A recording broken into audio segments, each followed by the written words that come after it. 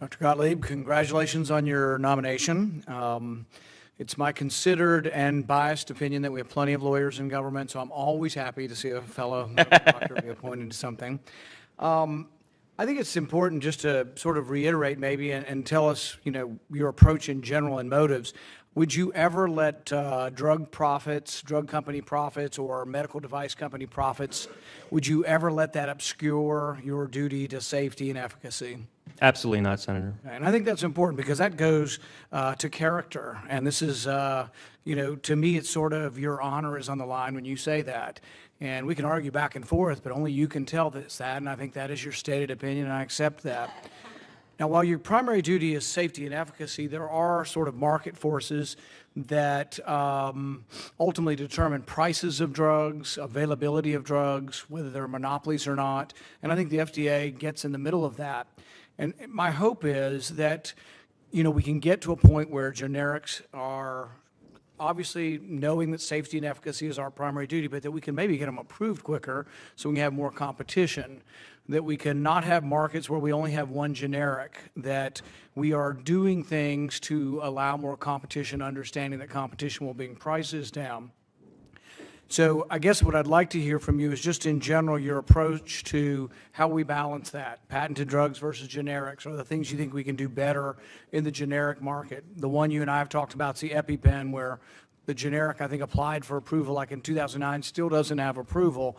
The FDA will say, oh, we're doing a lot better, and we're only doing them in a year and a half now. We used to do them in 25 years or whatever. But I mean, it's still got to be even better. And I hope you'll see that as something that we can work on, and that you'll give us feedback on how you're going to make that better. I just appreciate your general comments. This is something, thank you for the question, Senator. This is something I would hope to work on early if I'm fortunate enough to be confirmed into this role. I think when it comes to generics, there's really two problems. The first is just the ordinary generic approval process, where we've seen situations where certain drug markets have fallen to one or two drugs, prices have been raised, and the market isn't self-correcting, because trying to get in an application and get it approved could take up to 4 years. And so you have people who have been able to take advantage of regulatory arbitrage by buying a product that might not face generic competition, even though it's a generic drug, jack up the price, and it takes a long time for other people to come into the market, even though the high price should be attracting competition. I think that's a solvable problem and something I would hope to work on. The other problem, which is more complex, are the generic drugs that we've talked about here today, where the agency doesn't have good standards for demonstrating substantial equivalence, because the drug is a complex formulation, and simply looking at the blood levels of the drug, which is a standard by which we approve generics under Hatch-Waxman, isn't sufficient for demonstrating substantial equivalence. So this might be a drug that acts topically. We're measuring the blood levels, it doesn't approximate the effect. It might be a drug that acts inside the lungs, like a metered-dose inhaler.